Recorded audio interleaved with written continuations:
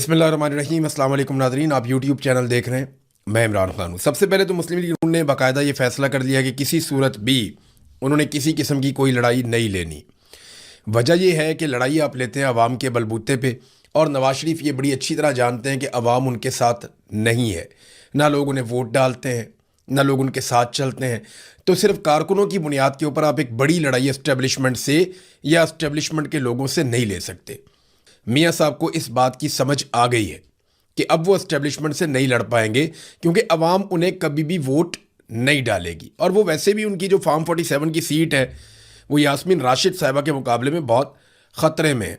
यानी नून लीग वालों के बारे में दावा जो था कि ये कभी ना कभी इनकलाबी बन जाएंगे या अपने बयानियों को निकाल कर उसको टाकी शाकी मारेंगे, कोशिश की, हल्के फुल्के बयानात भी दिए गए, लेकिन फिर वो भाग गए और पार्टी ने ये फैसला किया कि किसी किस्म का रिस्पॉन्ड नहीं करना, बल्कि अगर कोई तनकीद करता है या बदतमीज़ी करता है तो उसको इग्नोर करना है। वजह सिर्फ ये है कि इनके पास अवामी ताकत नहीं है, बिल्कुल नहीं है, थोड़ी सी भी नहीं है। अगर थोड़ी सी भी होती तो कुछ ना कुछ कर लेते। देखें ना, हमारे कुछ दोस्त हैं वो ये कह रहे थे कि मियाँ साहब ने मामला अपने हाथ में लेने का फ़ैसला कर लिया। तो मियाँ साहब मामला अपने हाथ में कैसे ले सकते हैं? हाथ में तो उनके बुरश है। मियाँ साहब हाथ में, मैंने आपको पहले कहा था, मियाँ साहब अपने हाथ में ब्रश ही पकड़ सकते हैं, पॉलिश पकड़ सकते हैं, जूता पकड़ सकते हैं। लेकिन मियाँ साहब मामलात अपने हाथ में ले लें, इनकलाब लें या खुलकर अपनी सियासत करें या वो एंटी एस्टेब्लिशमेंट हो जाएं, यह बहुत मुश्किल लगता है। मियाँ साहब एस्टेब्लिशमेंट के साथ ही चलेंगे। मियाँ साहब और जरदारी साहब में अब मुकाबला इस बात का नहीं है कि कौन कितना एंटी एस्टेब्लिशमेंट है। इन दोनों में मुकाबला इस बात का है कि कौन ज़्यादा एस्टेब्लिशमेंट को सपोर्ट करता है, कौन ज़्यादा एस्टेब्लिशमेंट को सर्व कर सकता है। और लेकिन अब मसला ये है कि मियाँ साहब जैसे ही कभी लड़ेंगे आसिम मुनीर साहब से, और शहबाज शरीफ साहब लड़ेंगे आसिम मुनीर साहब से, तो आसिम मुनीर साहब ने और तो कुछ नहीं करना, उन्होंने इमरान खान साहब को अंदर रखने का जो बंदोबस्त किया हुआ है वो बंदोबस्त सिर्फ वो ख़त्म कर दें और अदालत के ऊपर दबाव डालना बंद कर दें, तो इमरान खान बाहर आके खुद ही इनको निमड़ लेगा। और आसिम मुनीर को इस बात का डर है कि इमरान खान मुझे भी नहीं छोड़ेगा, लिहाजा आसिम मुनीर साहब भी इनके साथ मिलकर चलने के लिए जो है वो मजबूर है। तो ये मिलकर ही चलते रहेंगे। नून लीग ने हल्की फुल्की बातचीत की है, मोहसिन नकवी को सुनाई है, राणा सनाउल्लाह ने भी बातचीत की कि मैं तो चाहता था जवाब दिया जाए, लेकिन मेरी पार्टी ने फैसला किया कि अब मोहसिन नकवी को किसी किस्म का जवाब नहीं दिया जाएगा। अच्छा, मोहसिन नकवी को तो जवाब देना दूर की बात है, DGISPR को भी इन्होंने जवाब नहीं दिया। चलो, मोहसिन नकवी तो आसिम मुनीर के अजीज़ है ना, बहुत करीबी हैं, लेकिन DGISPR तो एक सरकारी मुलाजिम है, बिल्कुल ही और निचले रैंक का। DGISPR ने जो कहा उसको भी इन्होंने जवाब नहीं दिया, बल्कि एक लफ्ज़ का भी जवाब नहीं दिया। तो सबसे पहले ये जो शुदनी छोड़ी थी ना कि मुक्तदरा या एस्टेब्लिशमेंट का कोई झगड़ा हो गया PMLN के साथ और वार्निंग शॉर्निंग हो रही है, ये सबसे पहले छोड़ी थी सुहेल वड़ाइच ने। उन्होंने इस बात का आगाज़ किया था, जिससे बहुत सारे लोगों के पेट में मरोड़ उठ गए थे। फिर अंसार अब्बासी साहब को दिन रात ये गम खाया जा रहा था कि मेरे कायद का कोई बेड़ा गर्क ना हो जाए दोबारा से।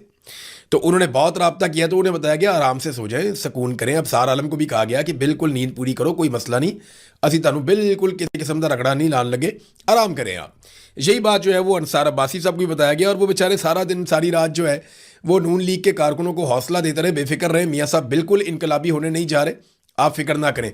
हमाद अजहर ने बड़ा ज़बरदस्त ट्वीट किया था कि नून लीग में लड़ाई सिर्फ एक बात की है कि एस्टेब्लिशमेंट का जो पाँव पकड़ना है वो दायां होना चाहिए या बायां होना चाहिए, बस यही इख्तलाफ है। पूरी की पूरी नून लीग इस बात पे मुत्तफिक है कि पाँव पकड़ना है एस्टेब्लिशमेंट का, लड़ाई इस बात पे कि दायां वाला पकड़ना है या बायां वाला पकड़ना है, भाई इतनी ही बात है। हमाद अजहर ने इसको दरिया को कूजे में बंद किया था। बात हमाद अजहर की बड़ी वजनदार है। बिलावल ने एक बोंगी मारी है, और बिलावल का स्टेटमेंट बड़ा मजे का है। मैं स्टेटमेंट देखता हूँ, मेरे पास पढ़ा हुआ, तो मैं आपको निकाल के सुनाता हूँ।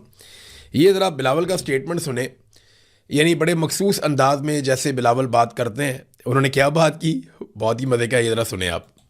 और मेरे मुस्लिम लीग नवाज के दोस्तों के लिए जो पैगाम है वो सिर्फ इतना कि आपको वो आवाज़ सुनाई दे रही है, ज़रा गौर से सुने।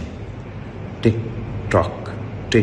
टॉक आपकी उल्टी गिनती शुरू हो चुकी है। अरे ये भी बड़ा लतीफ़ा है पाकिस्तान की सियासत में। पाकिस्तानियों ने पता नहीं क्या गुनाह किया था कि ये बच्चा इसको सियासत में लाया गया। ना इसकी कोई औकात है, ना कुछ और, ना कोई सियासी तरबियत है, कुछ भी नहीं है। सिर्फ इसका नाना जो है वो एक जर्नैल ने कत्ल कर दिया था, और इसकी वालदा जो है वो कत्ल हो गई। उसके बाद ये सियासत में आ गया और आगे चेयरमैन लग गया डायरेक्ट। और बहुत सारे लोग हैं, उन्होंने बड़ी कुर्बानियाँ दी। अब तो पाकिस्तान तहरीक इंसाफ में बेशुमार लोग हैं जिन्होंने बिलावल से बहुत बड़ी बड़ी कुर्बानियाँ दी हुई हैं। अब तो बहुत बड़े बड़े लोग, बड़ी बड़ी कुर्बानियाँ देने वाले लोग बाकी पॉलिटिकल पार्टीज़ में भी हैं। यानी ये ना 3 में ना 13 में, असल में शुरू से सोने का चम्मच मुंह में लेकर पैदा हुआ ना, तो इसको बेचारे को ये आदत ही नहीं है शिकस्त की। हर चीज़ इसको घर में प्लेट में रख के मिली है, लीडरशिप भी प्लेट में रख के मिली है। छोटा सा था, इसको उन्होंने कह दिया जी कि आपकी वालदा लिख कर गई है कोई लेटर, उसमें अब आप लीडर हैं हमारे। सब ने कहा ये ठीक है, यही हमारा लीडर है, किसी ने बात ही नहीं की तो वो लीडर बन गया। तो इसको क्योंकि हर चीज़ सोने का चम्मच मिला हुआ है, प्लेट में रख के हर चीज़ मिलती है, तो जब इससे कोई चीज़ ना मिले ना तो इसका मुझे लगता है ज़हनी तवाज़ुन थोड़ा सा बिगड़ जाता है।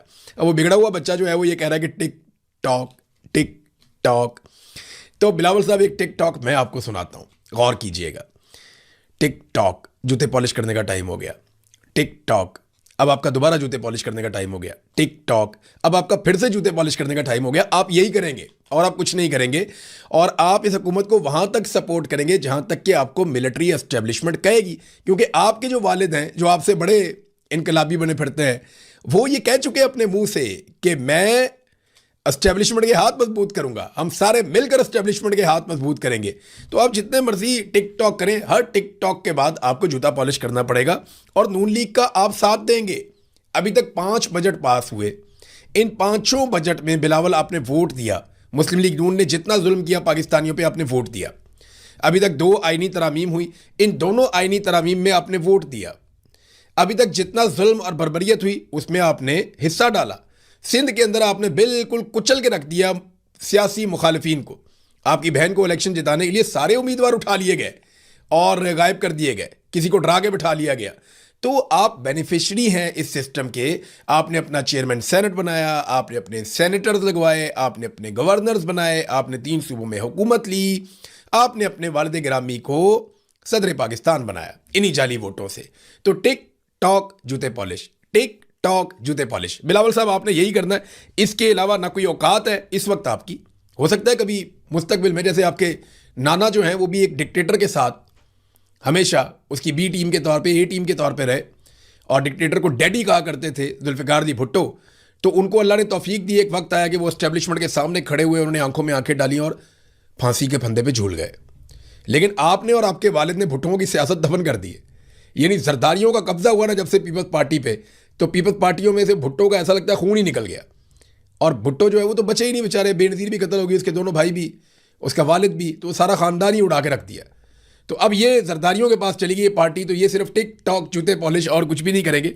ये यही काम करेंगे जो इन्हें आता है, और इस काम के ये लोग अब माहिर बन चुके हैं। नाज़रीन, अलीमा खानम खैबर पख्तूनख्वा में अपनी कंपेन चला रही थी और वो लोगों को मोटिवेट कर रही थी कि मेरे भाई को जेल से निकालने के लिए कोशिश शुरू करो और थोड़ा लोग इकट्ठे हो जाएं। तो वहाँ पे अच्छे बड़े इज्तिमात हुए, बहुत बड़े उनके इस्तकबाल हुए।